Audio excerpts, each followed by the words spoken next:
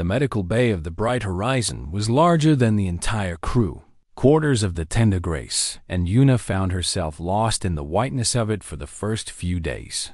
Doctors came and went with scanners and supplements, and carefully calibrated nutrition plans designed to rebuild what she had burned away. They told her she was lucky, that another week would have meant permanent damage, that her kidneys and liver had been showing early signs of failure that could have killed her. Within days, she did not feel lucky. She felt tired in ways that went beyond physical exhaustion. Tired in her bones and her soul and whatever else made her who she was. Seong-min recovered faster because his body had more reserves to start with, but he stayed in the adjacent bed anyway, keeping her company through the long hours of enforced rest. "They are calling us heroes," he said one morning, scrolling through the ship's news feeds on a borrowed tablet. "Who was calling us heroes?" Yuna asked. "Everyone, apparently," Seong-min replied. "The story got out somehow, probably Captain Zalesha, and now there are articles in every major publication about the humans who starved themselves to save their alien crew." Yuna closed her eyes and tried to feel heroic, but all she felt was hungry. The door opened and Valith entered, her chitin now fully restored to its original luminescence, her movements graceful and strong in ways that made Yuna's heart lift despite everything. The Karashi had barely left her side since the rescue, sleeping in a chair beside her bed when the medical staff would allow it, bringing her food and water and stories from the rest of the ship. "You have visitors," Valith announced before Yuna could ask who. The rest of the Tender Grace crew filed into the room, all of them looking healthier than they had in weeks, all of them carrying something in their hands. Captain Zalesha came first with a small crystal that glowed with internal light. "This is a memory stone for my homeworld," she explained. "It records moments of great significance so they will never be forgotten." She placed it on the table beside Yuna's bed. "I have recorded what you did for us," Captain Zalesha continued, "so that my children and their children will know that humans gave everything for strangers." Torvan came next with a token that looked like it had been carved from bone. "A warrior's debt marker," he said gruffly. "Among my people, it means that my strength belongs to you until the debt is paid." He set it down with surprising gentleness. "I will not forget what I owe you," Torvan said. The other crew members followed, each leaving a small token from their culture, each expressing gratitude in ways that their translators could barely convey. By the end of it, Yuna's bedside table was covered with objects that represented worlds she had never seen and traditions she barely understood.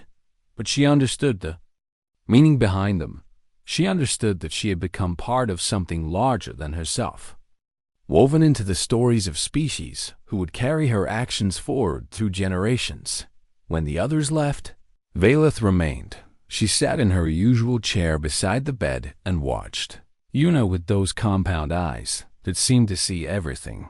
"My people do not have a tradition for this," Valith said finally. "We do not give gifts to strangers. We do not acknowledge debts outside our bonded families. We do not have words for what you did. Then do not worry about traditions." Yuna replied, "I must worry about them because they are all I know." Valith countered, "But you have made me realize that knowing is not enough." She reached into a small pouch and withdrew something delicate and shimmering. It was a piece of her own chitin, Yuna realized, shed naturally during the recovery process, and carefully shaped into a small pendant. "Among my people, the only gift we give is pieces of ourselves," Valith explained. "We give chitin to our bonded families as a sign that we are part of each other forever." She held out the pendant with trembling limbs. "I know we are not bonded in the traditional sense," Valith continued. "I know you are. Human and I am Kireshi, and our peoples have no history together." "Valith," Yuna started. "But you gave me pieces of yourself," Valith interrupted. "You gave me your food and your strength and your health. You gave me days and weeks of your life that you will never get back." Her voice cracked, but she continued, "So I want to give you this." Valeth said, not as a debt or an obligation, but as a choice. A choice to say that you are my family now, whether my traditions have words for it or not. Una reached out and took the pendant carefully. It was warm in her hands, warmer than she expected, and the light from within seemed to pulse gently like a heartbeat. I do not know the proper response to this. Una admitted. Neither do I, Valeth said. But I think that is okay. They sat together in silence while the ship hummed around them, and the stars continued their endless journey outside the window. Months later, Una stood in a space station restaurant across from Valeth. Both of them healthy and whole. Both of them changed by what they had survived together. The table between them held food from a dozen different worlds, more than either of them could eat. A deliberate abundance after weeks of desperate scarcity. You know the story has spread throughout the quadrant. Valeth said, humans are being looked at differently now. Is that good or bad? Una asked. I think it is good. Valeth replied, before we knew humans were resilient and stubborn and survivors from a death world, but now we know something more important. What is that? We know that humans do not survive just for themselves. Valeth said, we know that you would rather starve than watch strangers die. We know that your strength is not for conquest, but for protection. She reached across the table and took Una's hand. We know that humans are the species who will give everything for people they barely know and ask nothing in return. Una looked down at their joined hands. Human and Kirashi, two species who had never shared anything before, now sharing something that transcended biology. It was not a difficult choice. Una said, I know, Valeth replied. That is what makes it remarkable. She picked up a piece of food with her free limb and held it out toward Una. Now, please eat. Valeth said, I have spent months worrying about your nutrition, and I refuse to stop now. Una laughed and took the offered food. It tasted better than anything she had ever eaten, not because of the ingredients or the preparation, but because of who was sharing it with her.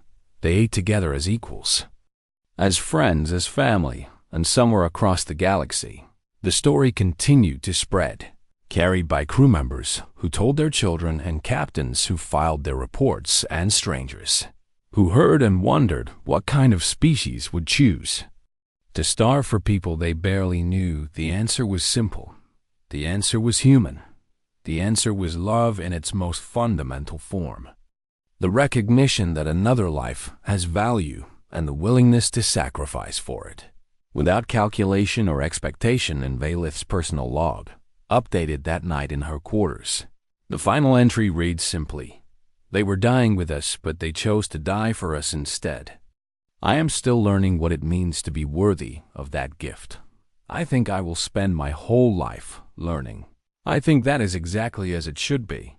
The stars outside her window continued their ancient dance, and somewhere among them, two species who had nothing in common were now bound together forever by the simple act of sharing food when there was not enough to go around. That was the human legacy. That was what it meant to be human. That was everything.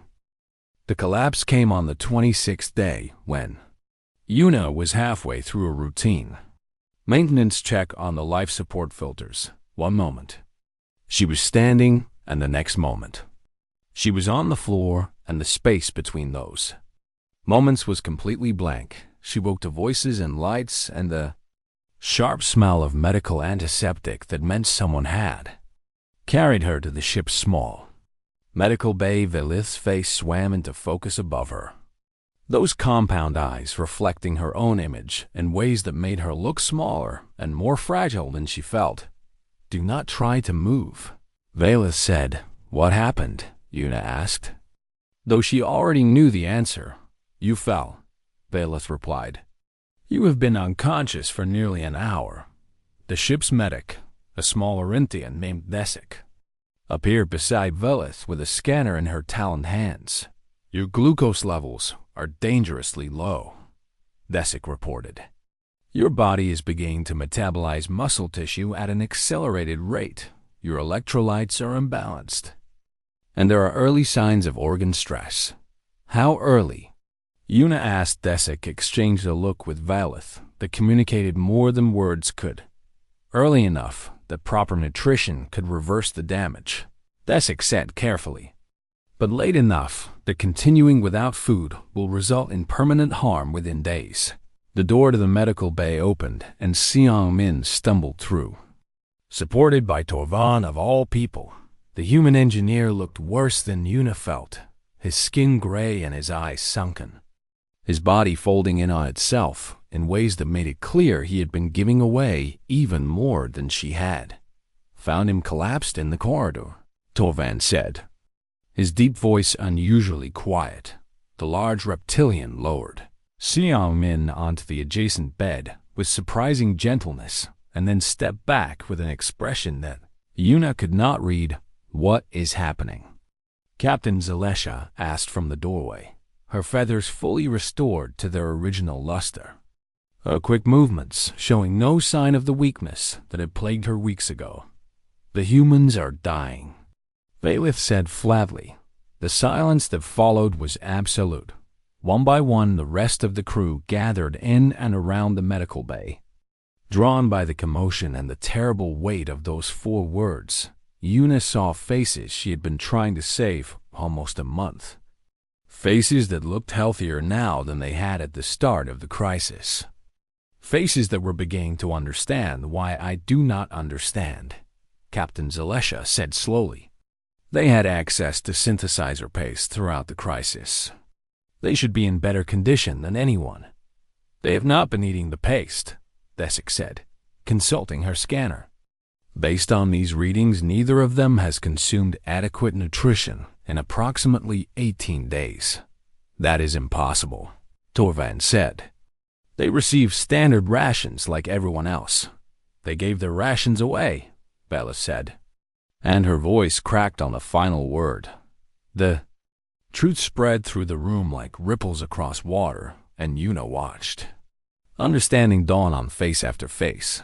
She saw Captain Zalesha's feathers flatten in distress. She saw Tarvan's yellow eyes widen with something that might have been shame. She saw the Karashi crew members touch their restored chitin. With new awareness, she saw young Pirith, the juvenile Orinthian who had been closest to death at the start of all this, look at his own healthy feathers with an expression of dawning horror.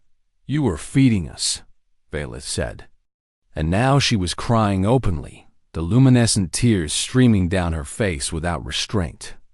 This whole time you were feeding us, and you were starving. It made sense, Una said weakly. The math was simple. The math, Valith repeated, and there was anger in her voice now. Anger mixed with grief and gratitude, and something else that Una still could not name. We could survive longer, Seong Min added from the next bed, his voice barely above a whisper. You could not. The choice was obvious. Obvious, Captain Zalesha said, and her translator conveyed tones of absolute disbelief. You chose to die slowly so that we could live, and you call this obvious. Yes, Una and Seong Min said together. Valith made a sound that was half sob and half scream. A keen of emotional overload that seemed to bypass her translator entirely and communicate directly to something.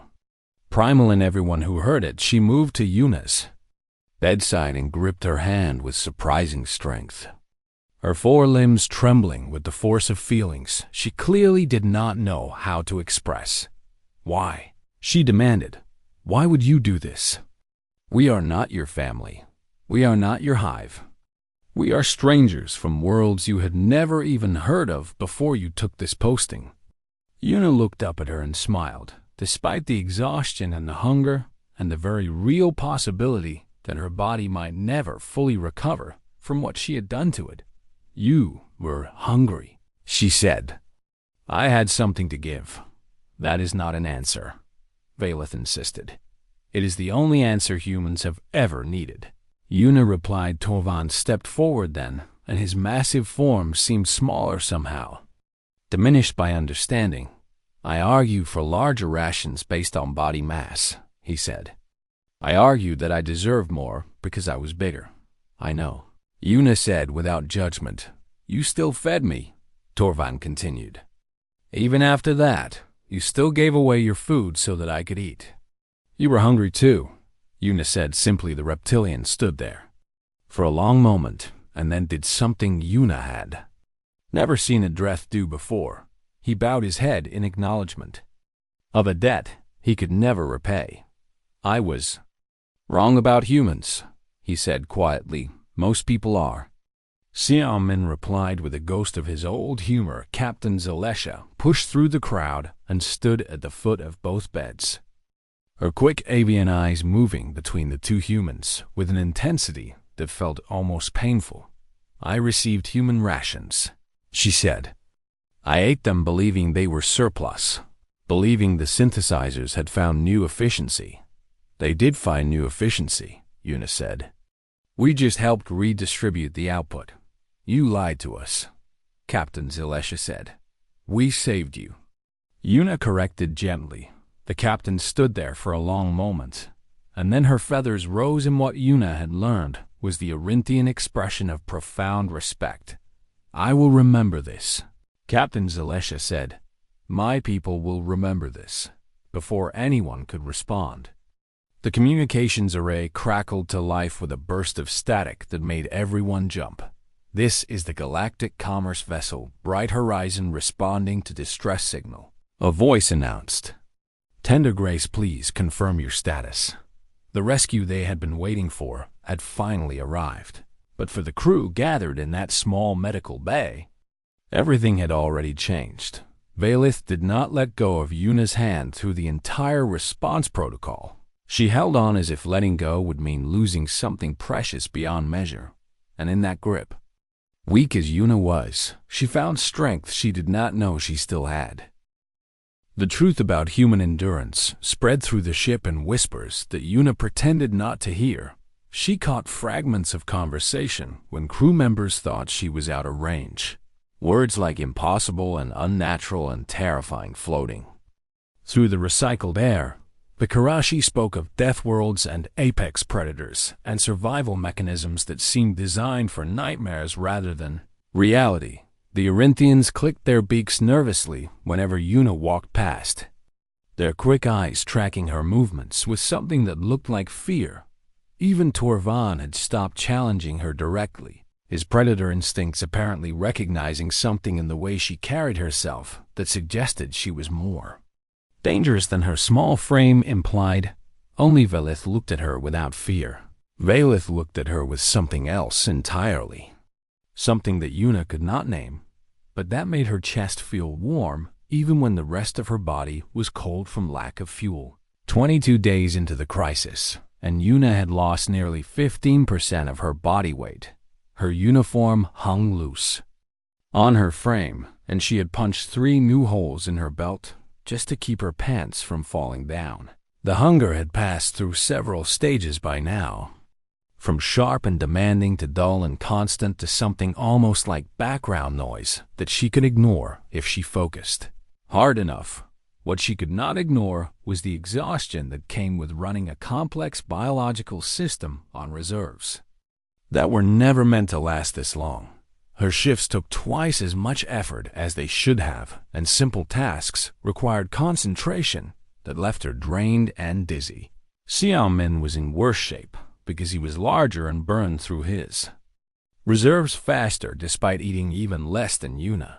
She found him slumped against a wall in the engineering section one morning, his eyes closed and his breathing shallow, and for one terrible moment she thought he was dead. But he opened his eyes when she touched his shoulder and gave her a smile that was more skull than face. Just resting, he said. You need to eat something. Yuna replied. So do you, he countered. They both knew neither of them would because eating meant someone else going without. And neither of them could stomach that thought, even when their actual stomachs were empty. How long do you think we have? Xiangmin asked quietly. Yuna considered the question carefully because she had been doing the calculations in her head for days now. Rescue could come tomorrow, or it could never come, she said. If we keep going like this, maybe another week, before we start having organ problems. And if we started eating again, then everyone else dies within days. Yuna said simply. Xiaomin nodded, as if she had confirmed something he already knew, and pushed himself back to his feet with effort that should not have been necessary. Worth it then? He said. It was not a question. Valeth found them later that day, both of them working on the communications array in a last desperate attempt to boost their distress signal. The Karashi moved differently now, her steps more confident, her chitin beginning to show hints of its former luminescence. She was recovering, because she was eating regularly, and Yuna felt a fierce pride at that thought, even as her own body consumed itself bit by bit. I brought you something, Valeth said, holding out a small container. Yuna looked at it and recognized her own ration packet, the one she had left outside Valeth's door 3 nights ago. I cannot eat this, Valeth said. It tastes wrong, and my body rejects it. Then give it to someone who can use it. Yuna replied without reaching for the container. That is what I am trying to do, Valeth insisted. I am not hungry, Yuna lied. The lie was so obvious that even Xiaomin snorted with amusement, despite the serious situation. Valeth's antennae flattened in frustration, and she set the container down on the console between them with more force than necessary.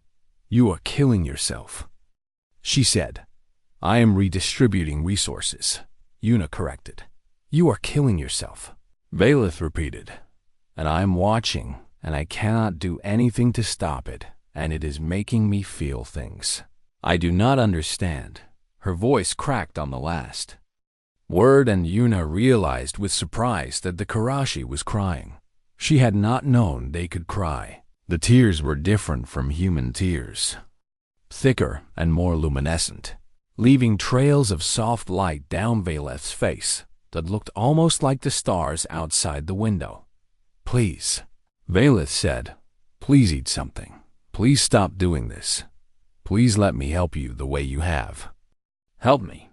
Yuna stood there frozen because she had not anticipated this response. She had calculated calories and survival rates and the mathematical exchange of human resilience for alien lives, but she had not calculated the emotional cost of watching someone care about her enough to beg. Valeth, she started. I know your species can survive longer than mine. Valeth interrupted. I know you have reserves I do not have. I know the math makes sense from your perspective. She stepped closer, and her compound eyes reflected Yuna's face, back at her in 100 tiny fragments. But I am not asking you as a logical calculation. Valeth continued.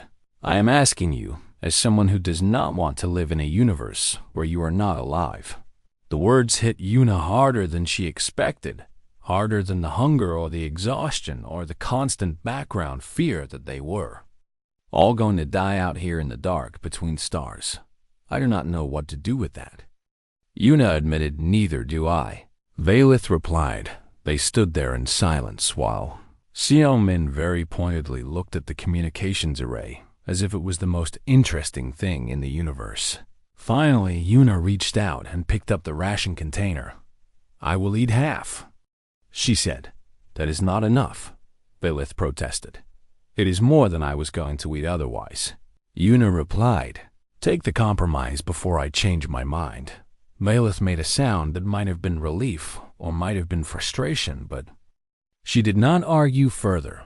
Instead, she stayed and watched as Yuna forced herself to eat half the ration bar, her stomach cramping at the unfamiliar sensation of actual food after so many days of nothing. The calories were not enough to make a real difference, but the gesture was. The gesture said that she was willing to let someone care about her enough to ask her to stop hurting herself. The gesture said that survival was not just about bodies and resources, but about the connections between them. Valeth reached out with one delicate limb and touched Yuna's hand gently. Thank you, she said. Do not thank me yet, Yuna replied. I am still not going to stop giving you my rations. I know, Valeth said, but I am going to keep asking you to eat them. Then we are at an impasse. Then we are at an impasse together, Lilith corrected, and somehow that made all the difference. Being stubborn alone was exhausting, but being stubborn together felt almost like hope. They went back to work on the communications array, while Seung-min pretended he had not been listening to. The entire conversation and the stars continued their ancient dance outside the window. The signal was weak, and the distance was vast, and the odds were terrible. But for the first time in weeks, Yuna found herself believing that maybe odds did not matter as much as the people you were facing them with. Valith found the ration packet outside her door and stood there staring at it for a long time before she picked it up. The packaging was clearly marked for human consumption. The symbols and warnings printed in the standard Galactic Commerce format that she had learned to read during her first year as a navigator. She knew immediately who had left it because there were only 2 humans on the ship, and only one of them, and looked at her with those soft brown eyes that seemed to see past her chitin into something deeper. The packet felt heavy in her hands. Heavier than its actual weight, heavy with meaning she was not sure she understood. Her first instinct was to return it because accepting food from someone outside her bonded family went against everything she had been taught since hatching her. Second instinct was to eat it immediately because her body was screaming for nutrients in ways that made rational thought increasingly difficult. She did neither. Instead, she sealed the packet inside her storage compartment and went to find Yuna. The human was in the engine room with Seung-min, both of them working on repairs that seemed pointless given their situation, but which they continued anyway, because stopping meant admitting that hope was gone. Yuna looked up when Valith entered, and there was something in her expression that might have been guilt or might have been determination. "You left something at my door," Valith said. "I do not know what you mean," Yuna replied, but her eyes said otherwise. "This is unacceptable," Valith continued. "You need this food as much as anyone." Seung-min glanced between them with an expression that suggested he knew more than he was saying, then returned his attention to the broken conduit in front of him with obvious deliberation. "Human food is not optimal for your biology," Yuna said carefully, "but it contains nutrients your body can process in emergency situations." "That is not the point," Valith insisted. "That is exactly the point," Yuna replied. They stood there in silence while the ship hummed around them, and Seung-min pretended to be very interested in wiring that he had already checked twice. Finally, Yuna set down her tools and gestured for Valith to follow her into the corridor where they could speak privately. "I need to tell you something about humans," Yuna said once they were alone. "Something that is not widely known outside our species." Valith waited with her antennae raised in attention. "We evolved on a world that tried to kill us constantly," Yuna explained. "Heat and cold and predators and disease and scarcity of food. All of it working together to end our species before we began. Many species have similar origin stories," Valith pointed out. "Yes, but we adapted in a specific way," Yuna continued. "Our bodies learned to store energy efficiently, to slow our metabolism when food was scarce, to consume our own tissues gradually rather than shutting down quickly." She pulled up her sleeve and showed Valith her arm, where the muscle had visibly decreased over the past week. "I have lost significant body mass," Yuna admitted, "but my organs are functioning normally. My brain is clear. My body is burning stored reserves that I did not even know I had. This cannot be sustainable," Valith said. "It is not sustainable forever," Yuna agreed, "but it is sustainable for weeks, possibly months depending on the bios, depending on the possibly months, depending on the sinton and on net individual." She let that statement hang in the air between them. "Your people will begin dying within days," Yuna said quietly. "Captain Zalesha may have a week at most given her metabolism. The Karashi somewhat longer, but not by much." Valith felt cold in a way that had nothing to do with temperature. "I have time," Yuna continued. Xiaomin has time. We have weeks of time stored in our bodies that we can give to others. By starving yourselves, Velith said. By choosing how to use what we have. Yuna corrected Velith did not know how to respond because nothing in her experience had prepared her for this conversation. Her people valued efficiency and logic and the careful allocation of resources based on mathematical calculations of value and need. What Yuna was describing was the opposite of efficient. It was wasteful and illogical, and it violated every principle of resource management that Velith had ever been taught. And yet there was something in the way Yuna looked at her that made Velith feel seen in a way she had never felt before. Not assessed or evaluated or calculated. Just seen. One person looking at another person and deciding that their survival mattered regardless of logic or efficiency. I cannot accept this. Velith said finally. You do not have to accept anything. Yuna replied, I am simply making different choices about my own body. Choices that happen to benefit you. It is the same thing. Velith protested. It is not, Yuna said with a small smile. Because I am not giving you anything. I am just not eating. What you do with the food I leave behind is your decision entirely. It was a manipulation, and they both knew it, but it was also a kindness wrapped in a manipulation. And Velith did not know how to fight against kindness. Over the next several days, she watched Yuna grow thinner and paler while continuing to work. Shifts that should have been impossible for someone who was eating so little. She watched Xiaomin do the same. The two humans moving through the ship like ghosts who refused to acknowledge their own fading. She found food outside her door every night. Sometimes human rations, sometimes portions of the synthesized paste that the humans claimed to find unappetizing. Captain Zalesha began to recover slightly. Her feathers regaining some of their luster, her movements becoming quicker and more confident. Torvan stopped arguing about ration distribution, because somehow there always seemed to be enough to go around, though no one could explain where. The extra supplies were coming from. Only Velith knew the truth. Only Velith saw Yuna's hand shake when she thought no one was watching.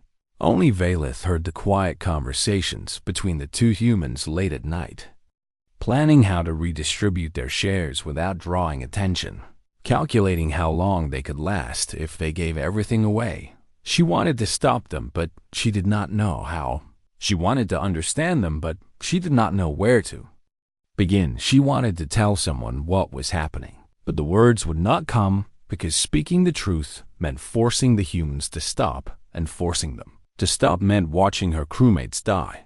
So she stayed silent and watched and ate the food that appeared at her door and felt something growing inside her chest that might have been gratitude or might have been love or might have been simply the recognition that she had never truly understood what one person could mean to another.